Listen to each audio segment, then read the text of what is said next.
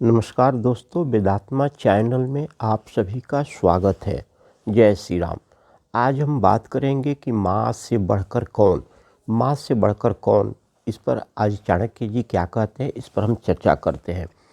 आचार्य चाणक्य माँ के स्थान को सर्वोपरि मानते हुए कहते हैं कि अन्न और जल के दान के समान कोई दान नहीं है, द्वादशी के समान कोई तिथि नहीं है, गायत्री मंत्र से बढ़कर कोई मंत्र नहीं है, माँ से बढ़कर कोई देवता नहीं है।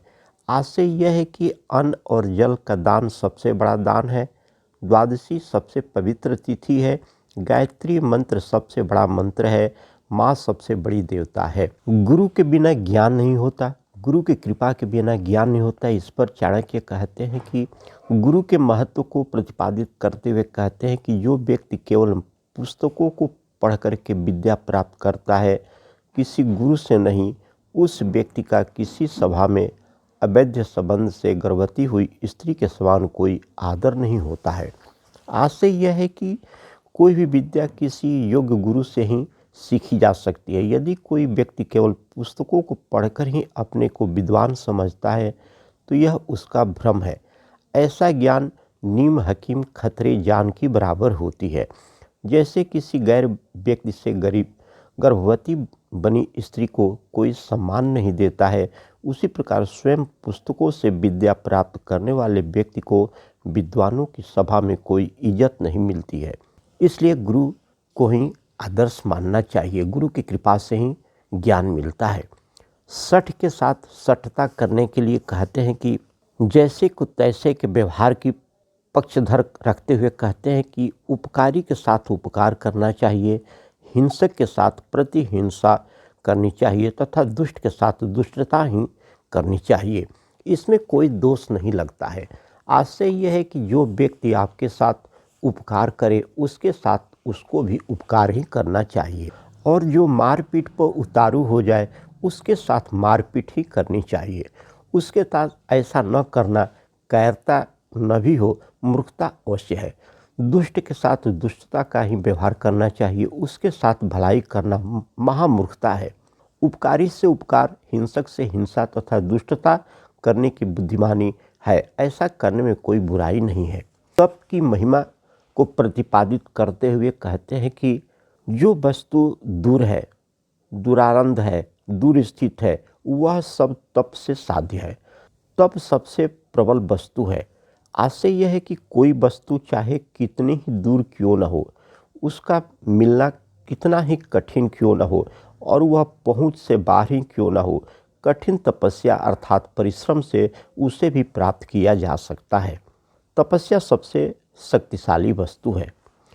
आचार्य चाणक्य यहाँ व्यक्ति की संबद्धता की चर्चा करते हुए कहते हैं कि लोभी को दूसरे के अवगुणों से क्या लेना, चुगलखोर को पाप से क्या, सच्चे व्यक्ति को तपस्या से क्या, मन बुद्धि है तो तीर्थों से क्या, ख्याति होने पर बनने संवरने से क्या, सद्विद्या होने पर धन से क्या, बदनामी होने पर मृत्यु से क्या। आशय यह है कि लोभी व्यक्ति गुण या अवगुणी व्यक्ति को नहीं देखता। उसका मतलब यदि किसी दुष्ट व्यक्ति से भी निकलता है तो वह उसके तलवे चाटने को ही तैयार हो जाता है। वह अपने स्वार्थ को ही देखता है, अवगुणी व्यक्ति को नहीं। चुगलखोर व्यक्ति पाप से नहीं डरता है, वह चुगली करके किसी भी पाप कर सकता है। सच्चे व्यक्ति को तपस्या करने की आवश्यकता नहीं होती है। सच्चाई सबसे बड़ी तपस्या है। मन बुद्धि शुद्ध होने पर व्यक्ति को तीर्थों में जाने की या न जाने की कोई मतलब नहीं रहता। अर्थात मन चंगा तो कठौती में गंगा। जो व्यक्ति स्वयं ही सज्जन हो उसे गुणों का उपदेश देने से क्या लाभ। यदि कोई व्यक्ति समाज में अपने अच्छे कर्मों से प्रसिद्ध हो चुका हो तो उसे सजे संवरने की कोई आवश्यकता नहीं होती है। व्यक्ति के पास विद्या होने पर उसे धन से क्या मतलब, क्योंकि विद्या सबसे बड़ा धन है।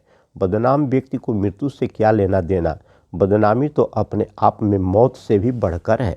विडंबना के बारे में आचार्य चाणक्य कहते हैं कि जिसका पिता रत्नों की खान समुद्र है और सगी बहन लक्ष्मी है, ऐसा शंख भिक्षा मांगता है।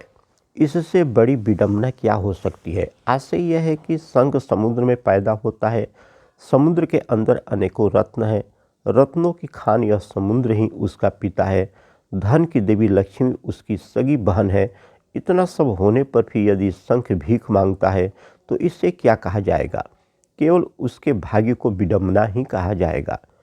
लाचारी के बारे में कहते हैं, मजबूरी की दशा में व्यक्ति के पक्ष को रखने हुए कहते हैं कि शक्तिहीन व्यक्ति साधु बन जाता है, निर्धर ब्रह्मचारी बन जाता है, रोगी भक्त कहलाने लगता है और वृद्धा स्त्री पतिव्रता बन जाती है। आशय यह है कि दुनिया में अधिकतर कमजोर दुर्बल व्यक्ति ही साधु बनते हैं। गरीब बेचारा मजबूरी से ब्रह्मचारी बन जाता है, रोगी व्यक्ति भगवान को पूजा करने लगता है और भक्त बन जाता है तथा हर बूढ़ी स्त्री पतिव्रता बन जाती है। अर्थात ये सब लाचारी के काम आते हैं।